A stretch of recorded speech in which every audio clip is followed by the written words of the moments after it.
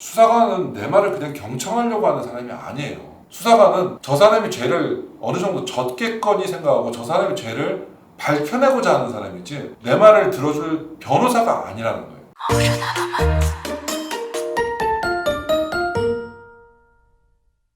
안녕하십니까, 민규철 변호사입니다.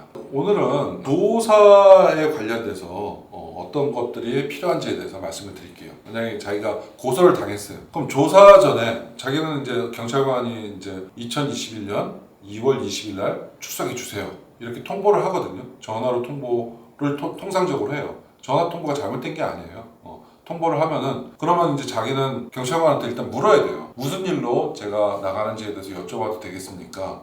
일단 물어봐야 돼요. 그냥 아무것도 모르고 자기 짐작만 하는 것보다 정확하게 물어보세요. 제가 무슨 혐의로 조사를 받는 것입니까? 라고 물어보는 게 좋아요. 자기가 생각한 것과 다를 수가 있거든요. 일단 물어보시고, 그러면 조사 일정이 자기가 가능한 날인지 안 날인지를 확인하고 출석 여부에 대해서 경찰관에 답변을 해 주셔야 되겠죠. 그럼 이제 2021년 2월 20일 날 출석하기로 했으면은 피고소인은 이제 뭘 해야 되는지, 조사전에 필요한 사항이 뭐가 있는지 하나씩 좀 짚어볼까요? 첫 번째가 뭐냐면은 상대방이 무엇을 근거로 어떤 주장을 할지를 우선 파악하는 게 제일 중요하지 않겠습니까? 그렇지 않을까요? 내가 도대체 A랑 B랑 사귀었는데 사귄 기간이 3년이었었어요. 3년 동안 키스도 한 적이 있었고 성관계도 한 적이 있었고 때로는 다툰 적도 있었는데 3년 동안 사귀었던 여자친구가 헤어진 지 2년 만에 고소를 해왔다면 도대체 어떤 내용으로 고소를 했는지 알아야지 자기도 그 상황을 충분히 기억을 되살려서 얘기를 하는 게 좋지 않겠어요? 여러분이 생각하셔야 될 건 뭐냐면은 조사하는 횟수는 그렇게 많지가 않다는 거예요. 모든 그 조사받을 상황에서 최선을 다하는 게 중요하지 다음번에 하지 뭐, 이런 생각들이 다음번이 없을 경우가 많아요. 다음번이 없을 경우가. 그러면 한 번 갔을 때마다 최선을 다해야 되는데 도대체 자기가 어떤 내용으로 조사받는지도 모르면 자기가 그걸 준비할 수 있겠어요? 자기도 달력도 보고 당시에 어떤 일이 있었는지도 좀 확인하고, 내가 그때 저 사람이 나를 강제로 내가 모텔을 끌고 갔다는데 난 강제로 끌고 가지 않았다면은 그럼 나는 도대체 뭘 가지고 강제로 끌고 가지 않았다고 주장할 건지 그걸 생각하고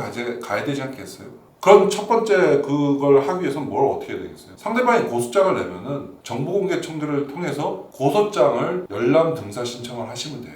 경찰서 민원실에 접수시켜가지고 상대방이 나를 고소했다는데 그 고소장을 열람하고 싶습니다, 등사해 주십시오 라는 서류를 민원실에 가서 작성을 하시면은 시간이 일주일 만에 되는 경우도 있고 조금 시간이 더 걸리는 경우는 2주일 안에 되는 경우도 있어요. 그럼 상대방이 나를 고소장을 어떻게 썼는지를 봐야 이 사람이 2018년에 있었던 일 가지고 문제를 삼는구나, 내가 강제로 모텔로 끌고 들어갔다고 하는구나, 자기는 술이 취했다고 주장하는구나, 이런 어떤 상대방의 주장을 기본적으로 알아야 인정할 건 인정하고 아닌 건 아니라고 할 수 있지 않겠습니까? 그래서 고소장을 열람 등사하는 것은 반드시 필요하다. 꼭 기억하십시오. 두 번째는, 여러분들은 기억력이 좋으셔서 1년 전 일, 2년 전 일을 잘 생각하실지도 모르지만 사실 저는 기억력이 그렇게 좋지는 않아요. 저번 주 토요일 날 무슨 일이 있었지라고 생각하면 다다다닥 나오질 않아요. 그리고 지금 생각하면 이렇게 헷갈리는 것도 많아요. 근데 여러분, 제가 뭐라고 얘기했었죠? 진술의 일관성, 진술의 신빙성, 이런 것들이 같은 맥락에서 판단이 된다고 했죠. 내가 지금 순간적으로 생각나는 거는 그 당시 2018년 12월 20일 날 이런 일이 있었다고 생각을 하는데 그게 내 기억이 정확할까요? 정확하지 않을 수가 있어요. 모텔이 성수동에 있다고 생각했는데 실질은 성수동이 아니라 구로동에 있을 수도 있었던 거예요. 내가 들어갔던 시간은 저녁이 아니었나 싶은데 저녁이 아니라 늦은 밤일 수도 있고 새벽일 수도 있는 거예요. 다 체크해 보셔야 돼요. 어떻게 체크해 볼까요? 그럼 만약에 신용카드를 썼다. 그럼 신용카드 쓴 내용을 좀 보면은 신용카드에 결제된 시간이 있을 거 아니겠습니까? 그런 것들을 다 확인을 하셔야겠죠. 그럼 신용카드에 어떤 모텔에서 내가 결제가 했는지 그것도 확인할 수가 있지 않겠습니까? 아니면 택시를 탔다면 택시를 탄 시각에 신용카드 쓴 게 있을 수도 있는 거고, 아니면 모텔에 들어가기 전에 모텔에서 먹을 간단한 음료수를 샀다고 하면 그 어떤 또 편의점이라든가 인근 마트에서 산 내역이 있을 수도 있는 거예요. 통화 내역이 있을 수도 있는 거예요. 휴대폰 통화 내역을 살펴보면은 내가 그때 누구하고 몇 시에 통화를 했구나, 내가 그럼 그 당시에 무슨 얘기를 했지? 이런 게 있을 수도 있는 거고, 요즘 구글에서 나의 행적을 다 알 수 있다면서요. 구글에 들어가서 과연 그날에 무슨 일이 있었는지 확인해 볼 수도 있는 거고, 여러 형태로 객관적으로 내가 그날에 있었던 행적을 확인해 보는 게 중요해요. 이렇게 다 확인해서 내 기억하고 매치를 시켰을 때 하나의 사실관계가 완성이 되는 거고, 그 사실관계가 완성이 돼야 경찰 1회 조사에서 똑같이 얘기하고, 경찰 2회 조사할 때도 똑같이 얘기하고, 검찰에서도 법원에서도 똑같이 얘기할 수가 있는 거거든요. 근데 이거를 사실관계를 명확하게 정리 안 하고 조사를 받다 보면 그게 아니었나? 그럼 그게 성수동이 아니라 구로동이었나? 이렇게 얘기하기 헷갈려하기 시작하면은 수사기관에서 또는 재판기관에서 저 사람 말 믿기가 좀 그런데 일관성이 없어. 이렇게 판단하기가 쉽다는 거예요. 그날에 있었던 그 사실관계를 객관적 증거로 다 한번 체크해봐라. 그리고 사실관계를 정리하고 숙지해서 진술하라. 이게 굉장히 중요하다는 거예요. 그 다음 세 번째는 뭘까요? 그럼 이 사안에서 쟁점이 무엇이고 쟁점과 관련해서 자기는 어떤 주장을 할지를 좀 정리해서 가셔야 돼요. 그러면 만약에 그 모텔에 들어가서 같이 들어간 거 다 맞아요. 근데 내 기억으로는 상대 여성이 술에 취하지 않았었는데, 술을 먹긴 먹었지만 맥주 2잔 정도 먹은 거여서 술에 취하지 않았고, 내가 상대방에게 우리 오늘 모텔에 들어가서 같이 자고 가지 않을래요? 라고 물었던 것도 같고, 근데 상대방 고소장을 보니까 술에 만취해서 정신을 잃고 있었는데 일어나 보니 상대방이 나를 겁탈하고 있었다. 그럼 쟁점이 뭐예요? 저 여성이 술에 취했는지 안 취했는지가 쟁점이 아니겠어요? 그럼 그 쟁점이 뭔지를 파악을 하셔야 된단 말이에요. 그럼 나는 주장하는 게 쟁점은 상대 여성이 술에 취했는지 안 취했는지고요. 내가 주장한 바는 상대방이 술에 취하지 않았다는 걸 주장하고 싶다면 상대방이 술에 취하지 않았다는 걸 나는 뭘로 입증하지? 이 고민을 하고 들어가셔야 된다는 거예요. 이 고민을 하고. 그럼 난 뭘로 입증하겠어요? 그럼 만약에 마트에서 우리가 술을 먹었다. 마트에서 산 내용을 보면 맥주 2캔이었다. 무슨 맥주 2캔에 사람이 술에 취하냐? 아니면 그 모텔에 들어가서 먹었던 곳에 음식점이었다. 그럼 음식점 CCTV를 가서 확인해 볼 수도 있지 않겠습니까? 음식점에서 나오는 시간이 7시 30분이었다. 7시 30분에 만약에 정말 오래되지 않은 일이어서 음식점에 CCTV가 남아있다면 나올 때 영상을 어떻게든 확보해야죠. 그랬더니 막 계산도 여성이 잘 하고 있고, 그 다음에 여성이 걸음걸이도 술 취해서 흐트러진 걸음걸이가 아니고 정상적인 사람의 걸음걸이고, 이렇다고 하면은 그거는 내가 상대방이 술에 취하지 않았다는 것을 주장할 굉장히 중요한 증거가 될 수도 있거든요. 그런 것들을 다 취합해서 쟁점은 무엇이고 내가 주장하는 사실은 무엇인데, 그럼 내가 주장하는 사실을 입증하기 위한 증거는 이걸 가지고 입증해야 되겠다. 이걸 가지고 내가 경찰관한테 가야겠다.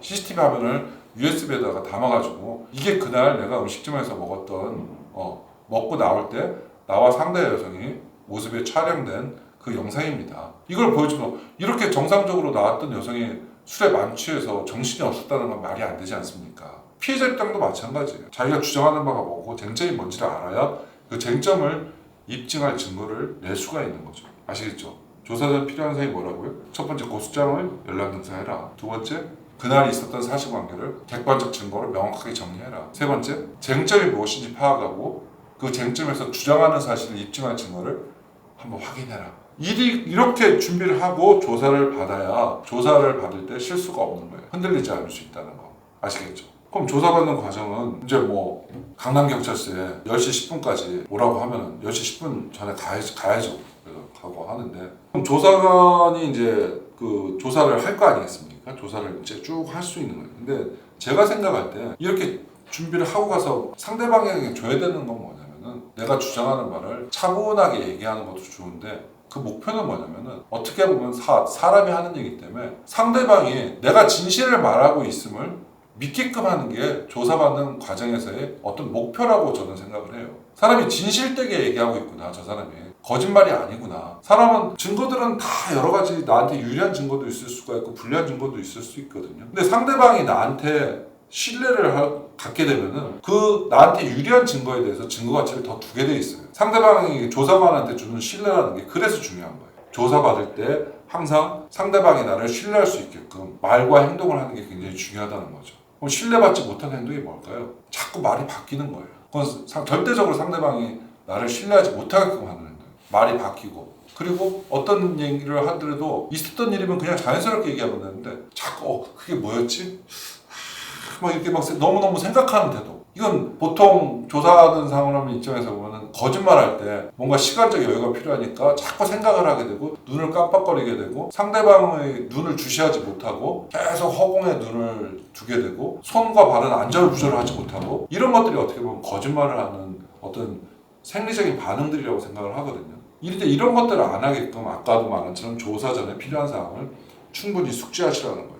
이런 걸 통해서 결국은 조사를 받는 거고, 여기서 중요한 팁 하나가, 수사관은 내 말을 그냥 경청하려고 하는 사람이 아니에요. 수사관은 저 사람이 죄를 어느 정도 졌겠거니 생각하고 저 사람의 죄를 밝혀내고자 하는 사람이지 내 말을 들어줄 변호사가 아니라는 거예요. 내가 아까 그 쟁점에서 상대방 여성이 술에 취하지 않았다고 주장해도 조사관은 그렇게 얘기할 수가 있어요. 아니 무슨 여성이 첫날 만난 여성이 술에 취하지도 않는데 당신하고 모텔에 들어갈 이유가 뭐가 있습니까? 상대방이 술에 취했으니까 당신하고 만난 지 1시간밖에 안 돼서 모텔에 들어간 거 아니에요. 여성의 말이 충분히 일리가 있구만, 왜 자꾸만 술에 안 취했다고 거짓말하는 거예요? 이렇게 공격적으로 질문할 수가 있는 거예요, 조사관은.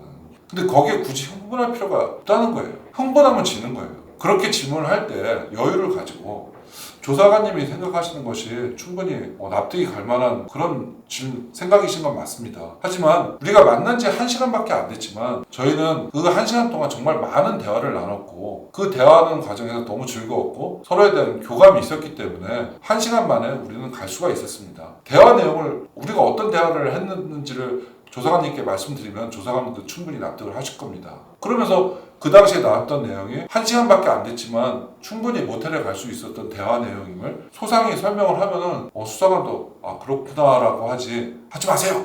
그러진 않는다. 그러니까 상대방은, 수사관은 나를 향해서 굉장히 공격적일 수 있다. 거기에 흥분하지 마라. 차분하게 그 공격적인 질문에 답변하는 것이 중요하다. 이거를 여러분한테 말씀을 드리고 싶어요. 그러면 오늘은 여기까지만 일단 말씀드리고요. 다음 화면에서는 조사 후에 필요한 상황이라든가 심리 생리검사, 일명 거짓말 탐지기가 무엇인가에 대해서 설명을 드리도록 하겠습니다. 감사합니다.